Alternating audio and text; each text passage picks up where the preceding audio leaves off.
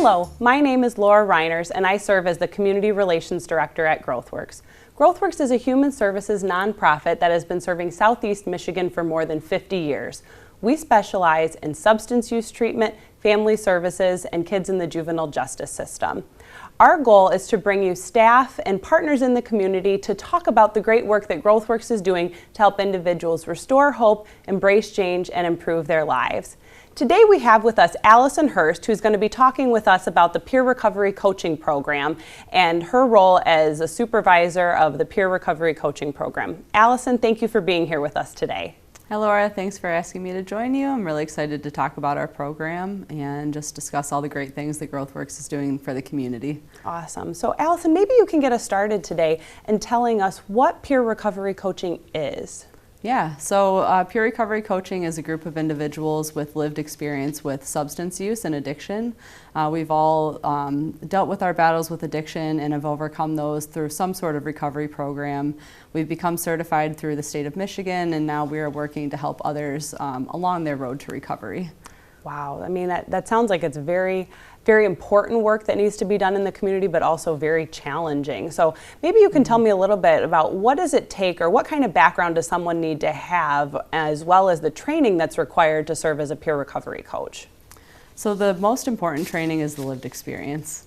There is training that we do to go through the state of Michigan to get certified, so that we actually have that credential and we can learn more about like motivational interviewing and ways to help others. But our biggest credential is really our lived experience. Most of us have, well, we all have some sort of background with substance use, whether it was from alcohol or heroin or other types of drugs. And being able to get sober through some sort of recovery program, whether that's a 12-step fellowship or through treatment, and then we've worked with others in the community towards their road to recovery, and now we want to help others professionally. Wow. Well, first of all, thank you for everything that you're doing, because I think, as we all know, just the need for these types of services continues to grow. So maybe just to the extent that you're comfortable, tell us a little bit about your history and kind of what got you to that point in addiction and your background, your lived experience, like you put it, and then also maybe what made you decide to want to serve as a peer recovery coach? Yeah, so I started using drugs and alcohol as a teenager. I didn't know that when I picked up that first drink or a drug that it was going to lead to, you know, a lifetime of addiction. When I was 30 years old, I was able to get sober through the help of a treatment court and through a pretty rigorous program that I got to attend, and I was given that opportunity to recover. And during that time, I actually did get to work with, they called it a recovery support specialist, but it was essentially the same thing, a peer recovery coach, somebody that had that lived experience that was able to kind of work with me on that road to recovery and through those first initial stages where I was figuring out how to get a job and how to start attending meetings and how to have relationships with my family, and all of those things get lost along the road during addiction. So that really inspired me to want to give back, and I actually went and got certified to become a peer recovery coach, but the program that I was working with at the time didn't pan out. It was like a grant program and the funding didn't work out, so I had that certification for years without being able to utilize it. And when I moved back to the area, when I moved back to Canton, I heard about GrowthWorks and that they were looking for peer recovery coaches, and so I applied with GrowthWorks, and it was like it was meant to be. At the time I was working I had a career in dental hygiene, and I was not feeling fulfilled.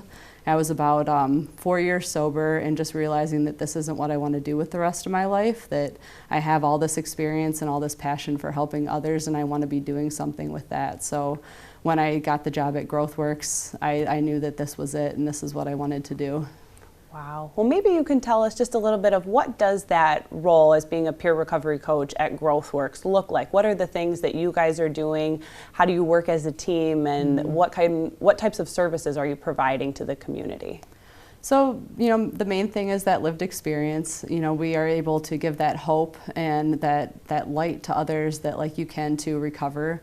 You know, we see a lot of people that are coming either from the hospital or from the police department or from a court program, and they're kind of new to the recovery thing, or they're not even sure about recovery yet. They just know that what they're doing isn't working. They're struggling with drugs, they're struggling with alcohol.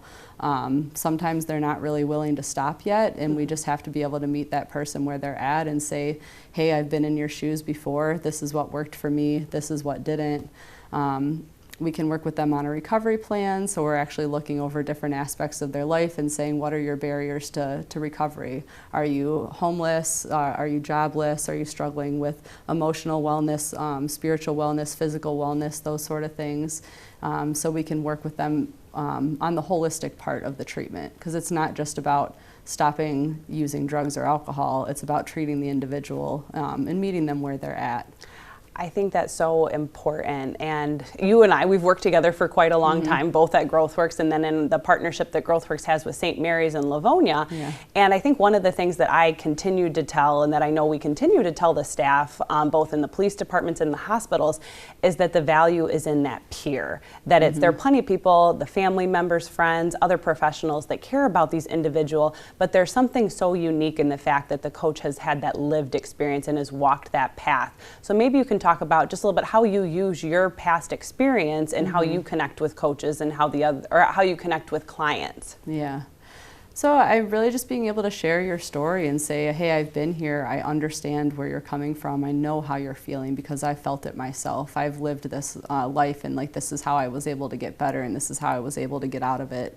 So for a person like me who has struggled with a substance use disorder, when I was going through treatment and I was trying to get sober, having somebody that could relate to me, it was so much more motivational than talking to like a doctor or a therapist. And like while the doctor and the therapist did great things and had their role, they weren't able to relate to me and be able to say like, you can do this because I've done it. I've seen it happen. I've seen people get better. So I think that's really like where that peer aspect comes in.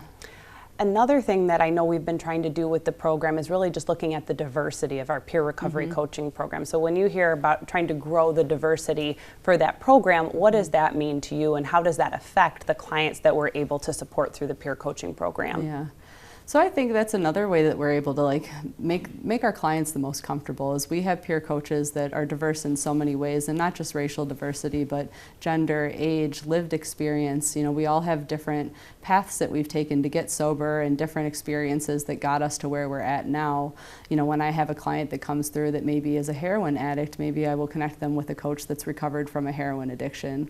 Or maybe I have somebody that's going through a treatment court program like a sobriety court, so we connect them to a coach that's been through a sobriety court program and has been successful. So we try and stay diverse in all those aspects so that we can just make sure we're giving the clients the care that they need. That's awesome. I know one of the big buzzwords that's in the community is just the stigma that comes along with substance use disorders, mental health illness. Talk a little bit about just really that challenge that the stigma poses, and some of the things that GrowthWorks as a whole and that the peer coaches are doing to try and combat that stigma, and really the barrier that poses for some of these individuals deciding to seek assistance. Yeah. So again, sharing our experience, you know, even when it comes to working with some of our community partners, is we've had to say that like, hey, we are these people that you are seeing come through the hospital and come through the jail. That was me, you know, 10, 15 years ago, or however many years it was. I've been that person that has been that repeat offender. And look at me now, like this is what recovery looks like. Like what you are seeing in that hospital bed or what you're seeing in that jail cell is the addiction. Yeah. You're not seeing the individual. So that's one way that we're able to reduce that stigma. And then also just sharing education in the community.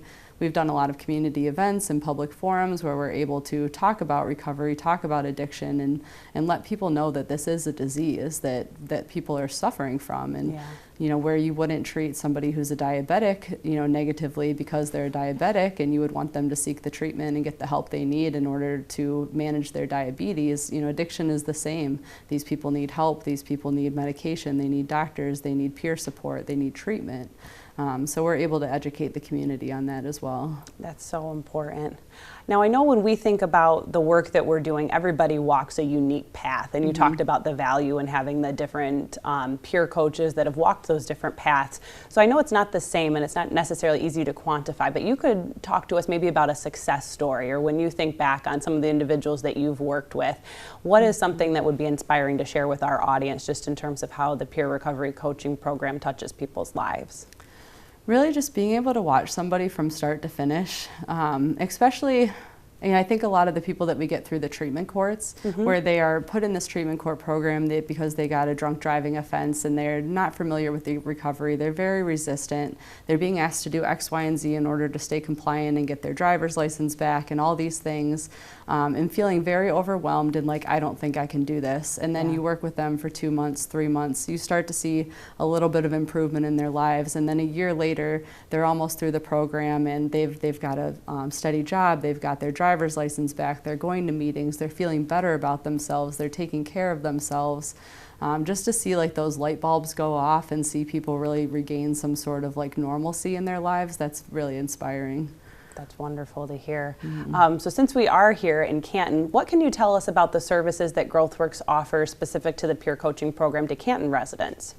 So I think we're a big face in the Canton community. Our building is located in the Canton Human Services building in Cherry Hill Village. So a lot of people know where we're at just by that location. We do a lot of work with the schools in the area, just providing early intervention and education to the kids at like the high school. And we work with the Canton Township Police Department. We offer Narcan training, not just to the police department, but anybody in the community that's interested in Narcan training. And we just try and be a resource for the community so that when people are struggling or have family members that are struggling, that at least they can give us a call and they know where to come to. And thank you for pointing that out. So if there is somebody that sees the program today, whether it's a family member or someone themselves that is struggling, what are the next steps that they can take to get connected with GrowthWorks and the services that we offer? Yeah, so they can either go to our website, www.gwcares.org, or they can call our Canton office at 734-495-1722. If they're interested in peer support, they can state that, or if they're just looking to talk to somebody and figure out more about what we do and what we can offer, Yolanda, who runs our front desk, she is amazing and she will get you in the right direction. All right. Well, thank you so much for being here with us today, Allison. We're going to go ahead and take a quick break, and then we'll be joined with our next guest.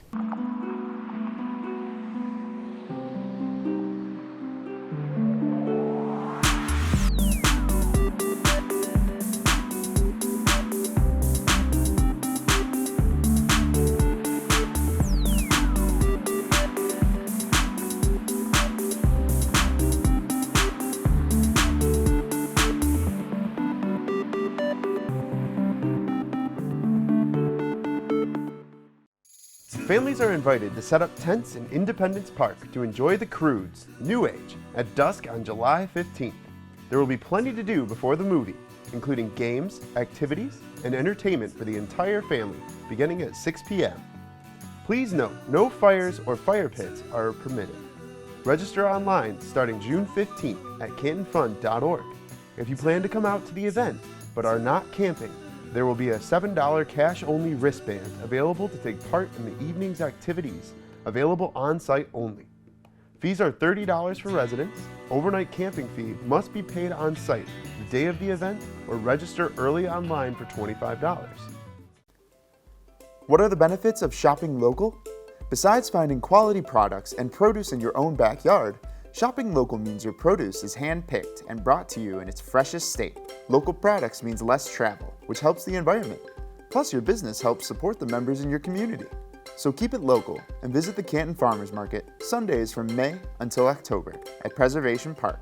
Go to facebook.com/Canton Farmers Market for more details. Does breakfast with Santa, watching Liberty Fest fireworks, and basking in live music at concerts on the park sound fun to you? Then you may be the perfect fit for the Canton Leisure Services Special Events Coordinator position. We are now hiring for this part-time position that plans, supervises, and coordinates recreation activities for the community. This job offers flexible schedules, great co-workers, and plenty of transferable skills. Apply today at canton-mi.org. You belong here.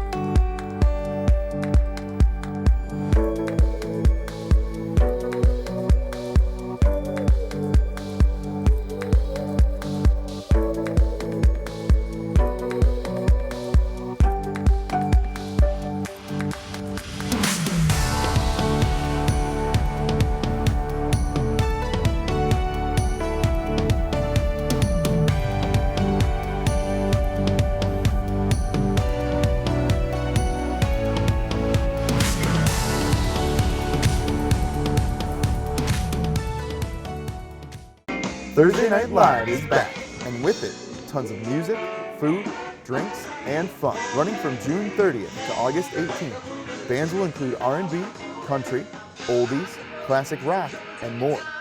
Festivities start at 6:30 p.m. and go until 8:30 p.m. There will be cultural pre-show entertainment from 6:30 to 7 p.m. each week. Musical performances are from 7 to 8:30 and will be held at the Heritage Park Amphitheater. There will be up to 3 food options every week and a beer and wine tent sponsored by Maraschino's. 100% of the proceeds from Maraschino's will be donated to Second Chance at Life. There will be lawn games for the whole family. We encourage you to bring blankets, chairs, or both. Umbrellas will be available for rent for $1 thanks to Community Financial. It's free and all ages are welcome. For more information, call 734-394-5460 or watch for updates on facebook.com/CantonFun. Concerts are dependent on the weather.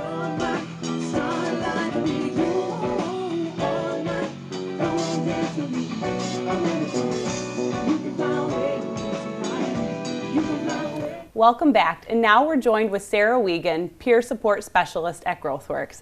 Hi Sarah, how are you doing today? I'm good. How are you doing today, Laura? I'm doing very well. So Sarah, tell us a little bit about yourself and working as a peer recovery coach at GrowthWorks. Well, as far as being a peer recovery coach, I have been doing that role for about 3 years now. I actually am a person in long-term recovery. I have 5 years clean as of May 13th. So that was really exciting. And then the main thing that I really love about being a part of GrowthWorks is that I actually went through GrowthWorks as an adult, their outpatient services. So I did like the IOP and then the step down, which is outpatient, and then the step down from there, which is relapse prevention. So it's really cool to kind of like do like that full circle of, you know, once being a client, now being a coach. And then I also, too, being where I was as a client, the peer coaching kind of was starting like when I was in the kind of like the tail end of outpatient services right before I got into relapse prevention. So I got to really see it grow as a client and then really got to see it grow as a coach. Wow, that's pretty unique, the fact that you've been a client with us, the fact that you're so familiar and you're so knowledgeable, and I can only imagine that that makes you that much more equipped to be able to work with our clients, because really that's what we're trying to do. We're trying to give them the best resources and tools as much as we're there to give them that support. At the end of the day, as you know yourself, that it's got to be the clients are the ones that are taking that courageous step forward and choosing that they want something different with their lives. So maybe you could just talk a little bit more about your unique approach, because that's one of the things Allison and I talked about, is that there's value in the diversity of the peer recovery coaching program, that we've got different coaches with different backgrounds so that we can be more closely aligned with the clients that we're working with. So talk just a little bit about yourself and how you approach working with your clients. So I get clients from all over the place. You know, we're contracted with St. Mary's Hospital to be able to go in there and offer our services. And I'm full-time, so with being full-time, I get to see different people in the hospital other than just that emergency rush where they're, you know, they need to get into treatment right away. Usually I see people who kind of already have like a long-term aftercare planned, like as far as like, okay, we're gonna go ahead and get into treatment, and they already have that like kind of set in. So I really get to go in there and kind of talk about what exactly a coach is. And I come and I tell them, you know, like, we're your sober support. We're gonna help you through this journey. We do a recovery plan with you and discuss different goals so this way you can make it, because we know that recovery is more than just not using. And, you know, I stress on that there's other things in your life that can be your goals that you wanna work on. Like you wanna quit using, but you also wanna better your life altogether. You know, it's a better quality of life. So I do that, and then I'm kind of pretty straightforward with them when I kind of tell them, like, you know, like, this is your recovery. So I need you to call me. I need you to, you know, do some work. I will help you. I will assist you. I will go with you to meetings. I will explain things that come up to you, like different triggers and stuff like that. Because I know through my own recovery, especially in the beginning, there was a lot of things that kind of happened. I know that recovery, you know, the beginning stages can kind of be like a roller coaster ride of emotions. And I didn't know that in my own recovery. I was like, why do I feel this way? And then I was actually at my outpatient group, and the clinician there was familiarized with recovery himself.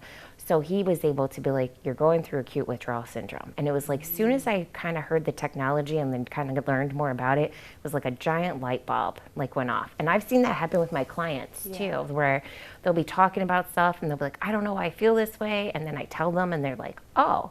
And then, you know, I really strive on them getting support, you know, the outside support, because I myself have like a community. I have, you know, my family supports me, and I know that some people, they don't have that when they go into it.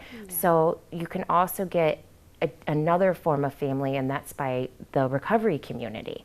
So I stress that hugely, like get involved, you know, if you feel like, oh, I don't really like this program or that program, you got to give it a chance. You got to give it a real honest chance and start to kind of build up your network. And that might even change too. Like I know that through my own recovery, I started off, you know, going to meeting, like a certain meeting, it was a little bit younger, or not younger, I'm sorry. Oh, it was a little bit older, but it was a little bit earlier.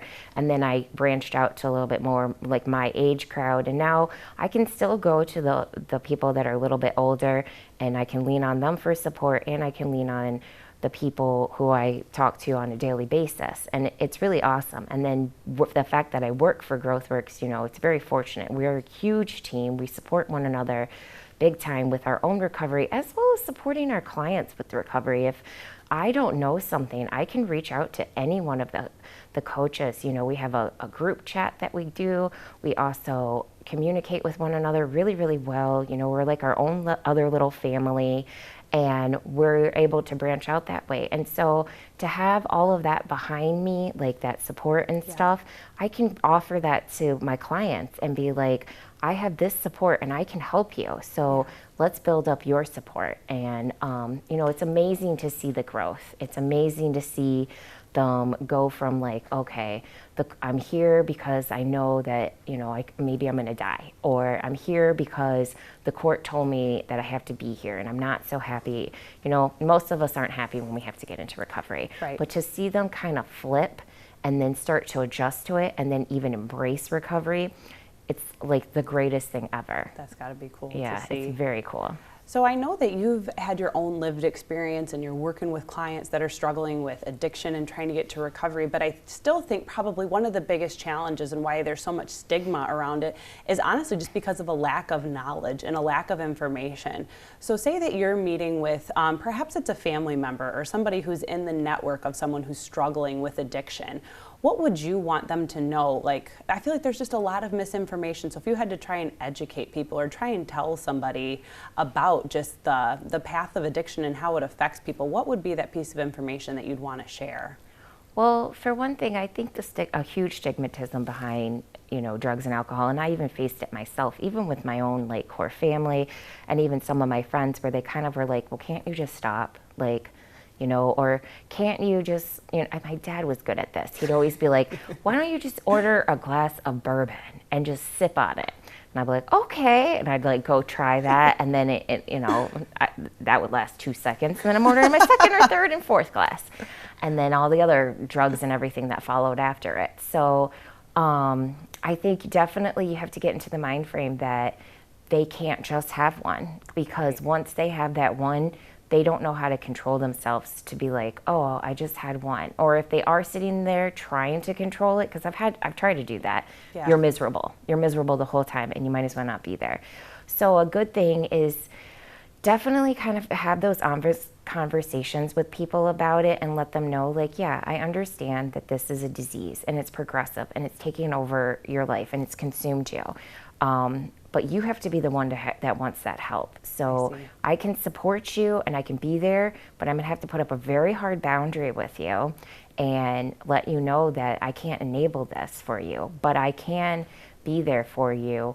And also, I find the best way to kind of get people into recovery, because I've had few people like in my life personally who, you know, they struggle and stuff, is it's like, I show them. I'm like, I'm doing this. And like, you lead by example. Yeah, I lead by example. So like, even if like, let's say my mom would have been like, let's just go to, actually, she did do this for me. She took me to an AA meeting, and they let her sit, it was in Royal Oak, and they let her sit in on the meeting and like be there with me. And cause she was just like, I'm affected by this. And they're like, okay. And they were really cool. And they weren't like, no, you need to go to Al-Anon or anything like that. They let her be there. And I wasn't ready then, but it kind of planted a seed. And I think the more you know and the more you get to know about it, it starts to plant the seed. So it might be like if they know about like an open talk, or they know about like Families Against Narcotics always do those conference things, doing that kind of stuff and just kind of planting the seed, because then it kind of makes you think like, like, do I have a problem too? Do I need to go and get help? Like, where am I at? And by the time you're ready, you've hit your head enough times that you know that you have a problem. Like, I knew I had a problem and that I was an addict long before I was willing to actually admit and get the help that I was an addict.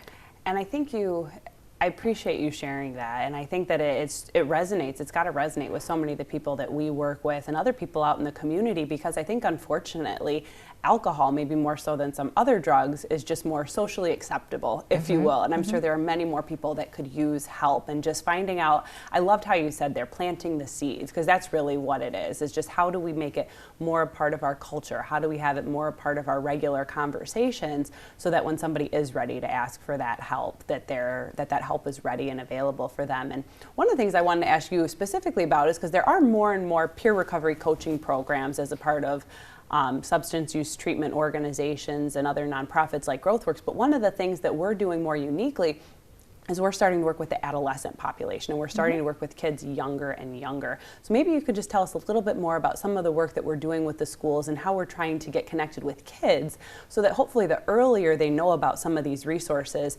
maybe it has the chance to impact their life earlier and not have some of these detrimental long-term effects. So we've had a couple different like community outreach things where we've gone to the Canton Plymouth High School, or at least the one that I have been a part of. We went there, and it was like their health class. And the first time we just kind of went in there, talked about our story, asked them some questions. We had like swag giveaways, so they went crazy about that. They loved that. Yeah, and then they participated. But the cool thing is that some of them stayed after to like talk to me privately, and they would ask questions. And like some of it was kind of like, well, what do I do if I know somebody who's struggling, you know? And basically what I just told you, the best thing to do is you make it kind of like, I need help with this, can you come with me? And then, you know, make it more about yourself than you make it about, you know, attacking your friend or your family or whoever. The other thing too that GrowthWorks does offer an adolescence program for like outpatient and stuff, and us peer coaches are part of the staffing. So we're there.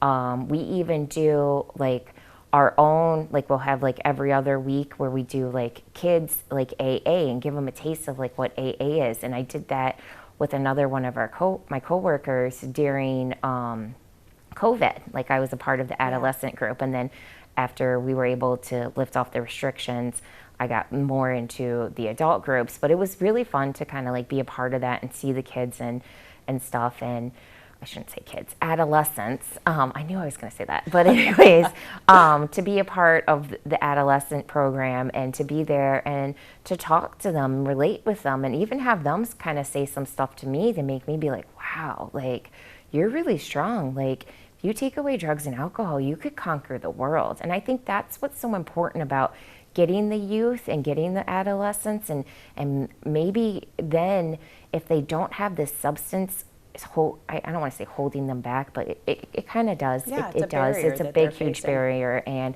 if you can conquer that at a young age and then just go forward, I mean, the sky's the limit. I know personally how much my life has changed in recovery, and I wouldn't change the way that I went through my recovery, and to some degree I wouldn't even change the way that I went through like my substance use stuff, because I learned a lot of lessons in my life.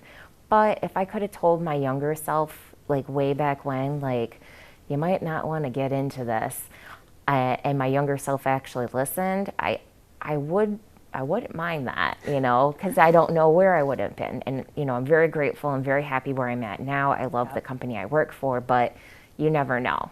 You never know, but at the same time, and I wholeheartedly agree with what you're saying, just that it's, you wouldn't wish that for somebody, but I see your strength and the strength of the other peer recovery coaches and what you guys are able to accomplish. I mean, I know at this point it's thousands of lives that we've touched through the peer recovery coaching program, and it's because of your courage, it's because of your lived experience, and as much as I would never wish that for any of you, without that lived experience, we wouldn't be able to connect with those clients in that way. So for that, we are all extremely grateful, and thank you for being here with us today, You're Sarah. welcome. Thank you.